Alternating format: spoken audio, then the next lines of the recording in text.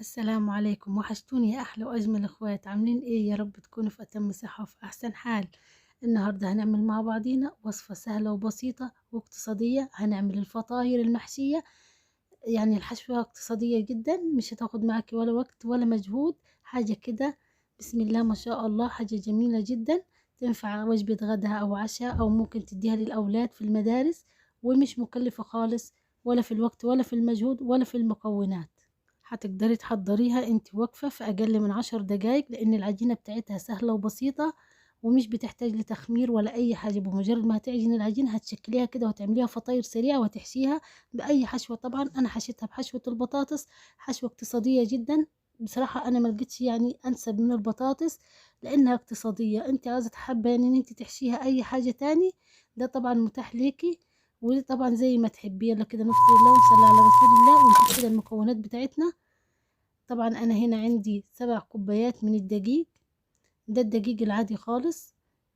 أي نوع دقيق إن أنت حابة تستخدميه طبعا مفيش أي مشاكل، لأن هي طبعا الوصفة ما بتتقيدش يعني بنوع دقيق معين. أي نوع دقيق حابة إن أنت تستخدميه في الوصفة هينفع إن شاء الله.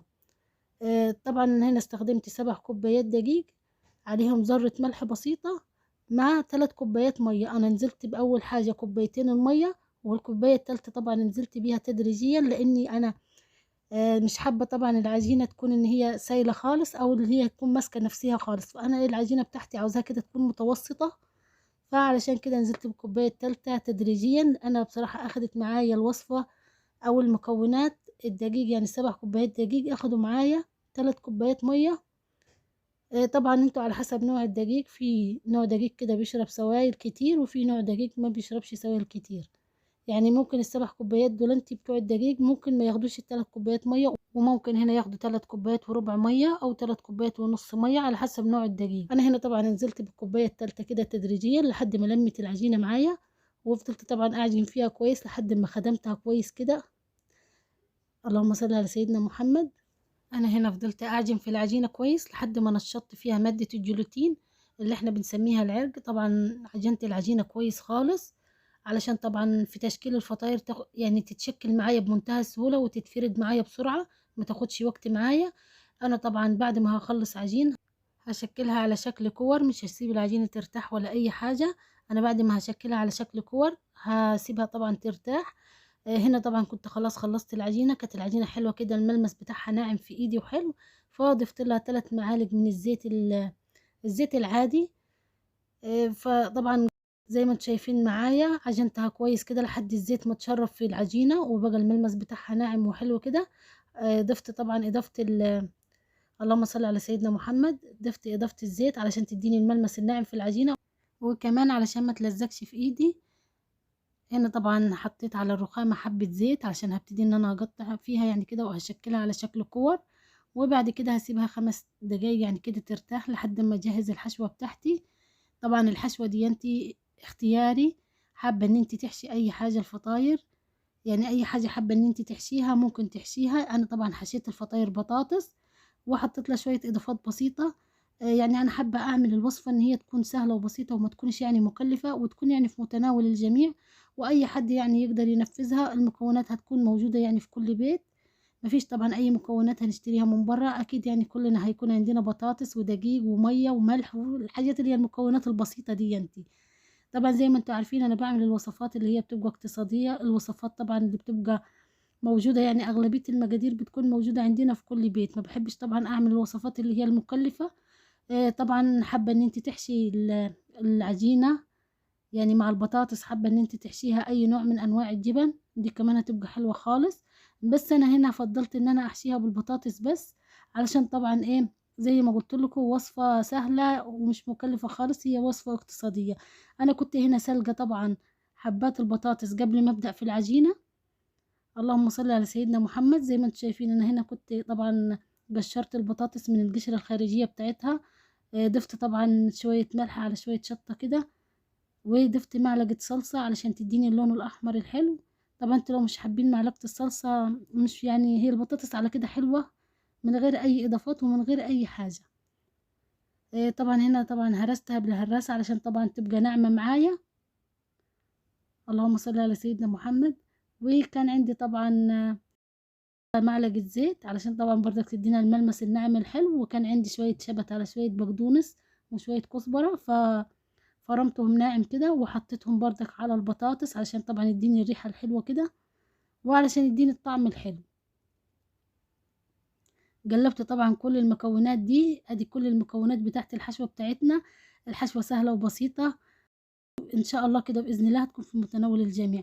طبعا الحشوة دي اختياري، حابة ان انت بقى تحشي اللهم صل على سيدنا محمد، ممكن صدر فرخة كده تقطعيه مع شوية بصل مع اي اضافات تانية تكون انت حباها.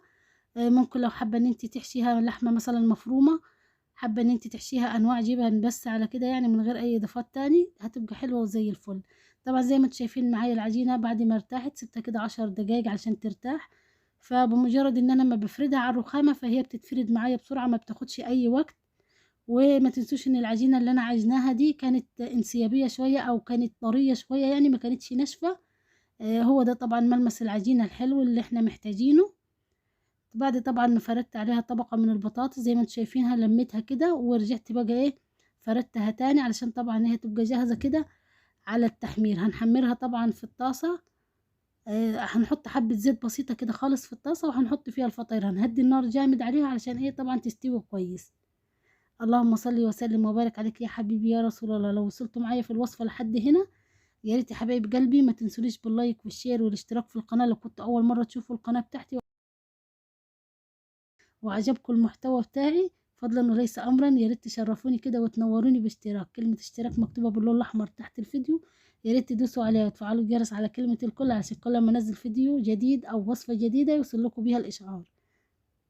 اللهم صل وسلم وبارك عليك يا سيدي يا حبيبي يا رسول الله. هنا طبعا كانت عندي الطاسة ديانتي او الصينية، حطيت فيها حبة زيت بسيطة وحطيت فيها الفطاير بتاعتي، ابتديت ان انا اقلي فيها او احمر فيها، كنت مهديه النار على الاخر علشان تستوي معايا، ما اخدتش وقت خالص.